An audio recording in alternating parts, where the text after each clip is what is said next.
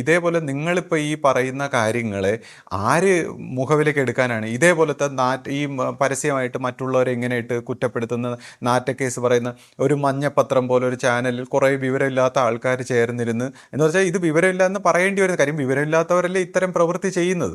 അപ്പം നിരന്തരം മറ്റു മനുഷ്യരെ പരിഹസിക്കുകയും അധിക്ഷേപിക്കുകയും ചെയ്യുന്ന ഒരു ചാനലിൽ എന്തെങ്കിലും പറഞ്ഞെന്നും പറഞ്ഞ് നമുക്കെന്ത് സംഭവിക്കാനാണ്? അപ്പം നിങ്ങൾക്ക് പറയാൻ പറ്റുന്ന എല്ലാം പറഞ്ഞോളൂ, അതിനൊന്നും ഇവിടെ ഞാൻ ഒരു പരാതി ഉന്നയിക്കുന്നില്ല. പക്ഷേ സോഷ്യൽ മീഡിയ ഗൈഡ് ലൈൻസിൽ നിന്നുകൊണ്ട് സംസാരിച്ചില്ലെങ്കിൽ നമുക്ക് ആ ചാനലിനെതിരെ നടപടിയെടുക്കാൻ പറ്റും. കാര്യം നമ്മളെന്തിനാ അതിനെ കണ്ണടയ്ക്കുന്നത്? ഒരു വ്യക്തിഹത്യയൊക്കെ ചെയ്യുമ്പോൾ സോഷ്യൽ മീഡിയ ഗൈഡ് ലൈൻസിൽ നിന്നുകൊണ്ട് ചെയ്യാൻ പറ്റുന്നത് ചെയ്യുക, അത്രയും നമ്മൾ പറയുന്നുള്ളൂ. അപ്പം ആ രീതിയിലെങ്കിലും കാരണം ഇന്നത്തെ കാലത്ത് നമുക്ക് ഇത്രയൊക്കെ ചെയ്യാൻ പറ്റും. നമ്മൾ ചെയ്യാൻ പറ്റുന്ന എന്തെങ്കിലും ചെയ്യണമല്ലോ. അതുകൊണ്ട് കാര്യം ചില വ്യക്തികൾക്ക് ഒന്നിനും കൺട്രോളില്ല. എന്താണ് സമൂഹത്തിൽ പറയേണ്ടത് അല്ലെങ്കിൽ എങ്ങനെയാണ് മറ്റുള്ളവരോട് സംസാരിക്കേണ്ടതെന്ന് പോലും ഉള്ള ബാലപാഠങ്ങൾ പോലും ഇല്ലാതെ നമ്മൾ സംസാരിക്കുന്ന ആധ്യാത്മിക വിഷയങ്ങൾക്ക് മറുപടി ഇല്ലാതെ വരുമ്പോൾ വ്യക്തിഹത്യ നടത്തുക, അല്ലെങ്കിൽ വേറെന്തെങ്കിലുമൊക്കെ പറയുക, മറ്റ് കുടുംബകാര്യങ്ങളൊന്ന് പറയുക.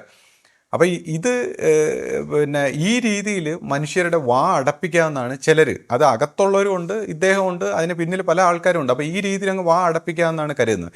പക്ഷേ ഒരു കാര്യം മനസ്സിലാക്കണം, ഇപ്പം എന്നെ സംബന്ധിച്ച് എനിക്കിത് ശക്തി കൂടുതൽ കിട്ടുകയാണ് ചെയ്യുന്നത്. കാര്യം എനിക്ക് നിങ്ങൾ ഇങ്ങനെ ഓരോന്നും പറയുന്ന കേൾക്കുമ്പോഴാണ് എനിക്ക് സംസാരിക്കാനും പ്രവർത്തിക്കാനും ഒക്കെ ഉള്ളൊരു ഊർജ്ജം. കാരണം ഞാൻ നോർമലായിട്ട് ഒന്നും വേണ്ട, എല്ലാം ശാന്തി സമാധാനം എന്നൊക്കെ പറഞ്ഞ് ഒരു പ്രാർത്ഥനാ സ്വഭാവത്തിൽ അങ്ങ് പോകുന്ന വ്യക്തിയാണ്. അപ്പോൾ എന്നെപ്പോലൊരു വ്യക്തിക്ക് സംസാരിക്കാനും പ്രവർത്തിക്കാനും ഒക്കെ ഊർജ്ജം കിട്ടുന്നത് നിങ്ങളെപ്പോലുള്ളവർ ഇങ്ങനെയൊക്കെ സംസാരിക്കുമ്പോഴാണ്.